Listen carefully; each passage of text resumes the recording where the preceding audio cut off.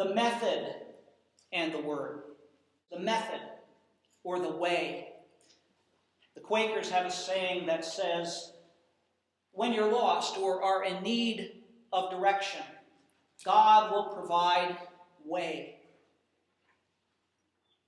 Really, if we are walking in holiness, and if we are seeking to be obedient to God, way will be provided, and the method is really inconsequential.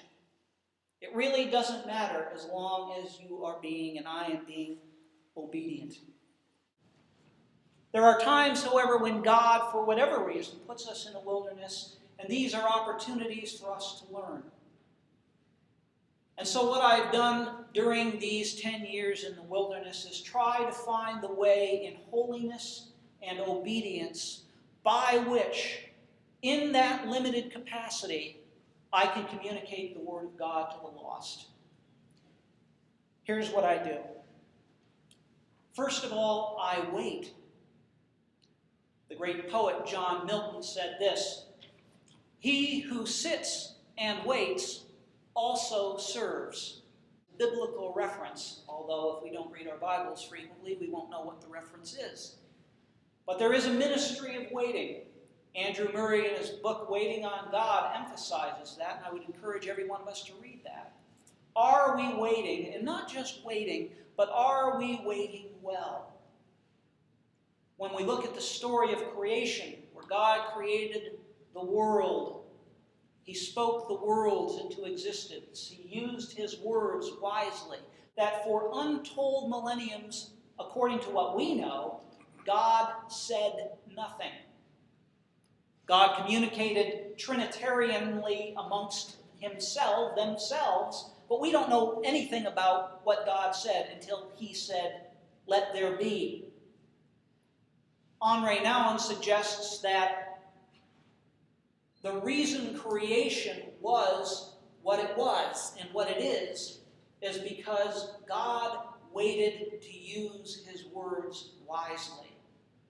I find it very unusual that when we read the Gospels, there is really, when we consider Jesus Christ and all that He did and all that He does, there's really very little contained in that text. And yet, we have tons and tons and tons of commentary about the few words which Jesus said. And yet we're loose and free with our words. We need to be cautious. We need to wait in how we use our words. Secondly, and maybe this is what I do more often than not, I think my wife would say I do it differently. The ministry of the word also weeps. I think she would say complains. I think I do some hearty complaining. Hopefully I do it prayerfully and through the Psalms, but sometimes I use other words than contained in the Psalms. But I do weep. And I think one of the things that is missing in the church today is a people of God who weeps. We do a lot of talking. We do a lot of fundraising. We do a lot of missional thinking and acting. But how many of us spend time in our prayer closets weeping over the lost condition of the world and the lost condition of the church? We're quick on words, but we need to weep more than we speak. The third thing I do is I work, is pray. That is our work. Bishop Ackerman referred to doing the morning and evening offices. That's a beginning. That's not what we're supposed to sort of achieve to. That's the beginning.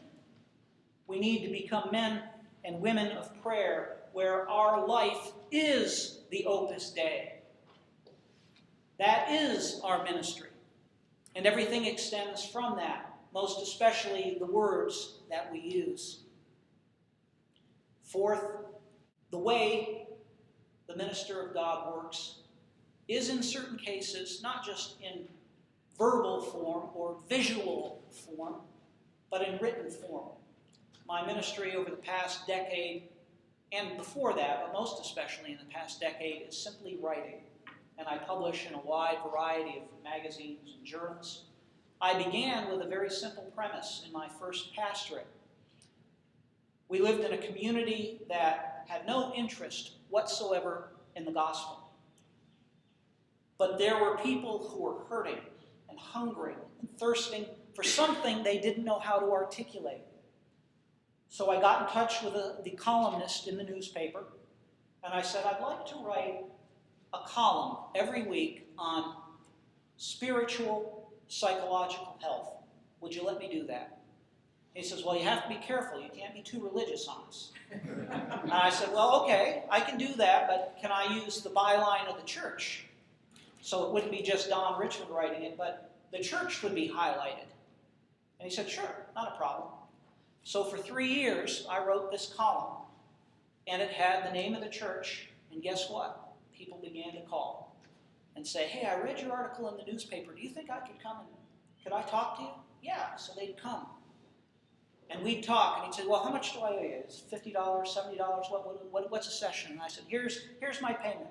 As long as you come to this church, you owe nothing. You just come to the church, you sit, you receive the message, you act upon what God is telling you to act upon. That's the payment. That generated people coming to the church. That's how I began. But I write for magazines for Christians, for non-Christians, and I try to communicate the truth of who Jesus Christ is. One of the ministries in my writing is to attack sacred cows. Many of the sacred cows we talk about in our churches today need to be undermined because there's a lack of integrity in what we say. What are the words we're using and how are we using them? Are they communicating an integrity of person and place? Or are they catchphrases meant to attract others? We need to be very careful about that because it's easy to win people through deceptive words, but it's very hard to maintain them in Jesus Christ with this deceptivity. The minister of the Word of God wars. The minister waits, weeps, works, writes. I do all of those. I would hope that all of you do that. But we war. I think the Church of Jesus Christ today, particularly in the United States, have forgotten how to war. You'll remember the words at the end of the Roman Catholic Mass. The Mass is ended. Go in peace. Although the Anglican liturgy does not end in the same fashion, the reality is when the Mass is ended within the Anglican Church, it's not just goodbye, see you next week. It is go out there and preach the gospel to every Christian, non-Christian, everybody, teaching them to observe all things. So when we leave the doors, we are going out to do the work of God, not go home and have Sunday brunch. The armor of God includes shodding our feet with the preparation of the gospel of peace. We leave the doors of the church to engage the world in war. A quick question with which I close. How many of us put on as a regular discipline and use the full armor of God? How many of us rise up in the morning and put on the helmet of salvation, the breastplate of righteousness, gird our loins with truth, shod our feet with the preparation of the gospel of peace, take up the shield of faith and the sword of the Spirit? I would venture to suggest that most American Christians do not give it a thought. And yet when the world comes against us, we become angry and we don't understand nor appreciate that our battle is not against flesh and blood, but against principalities and powers. And so as I conclude, I end where I began. Caring for language is a moral issue. We are ministers of the Word of God, and we do that in a variety of ways. Are we doing that according to God's will and God's way? Are we following His priority, principles, and practices? Thanks for your time.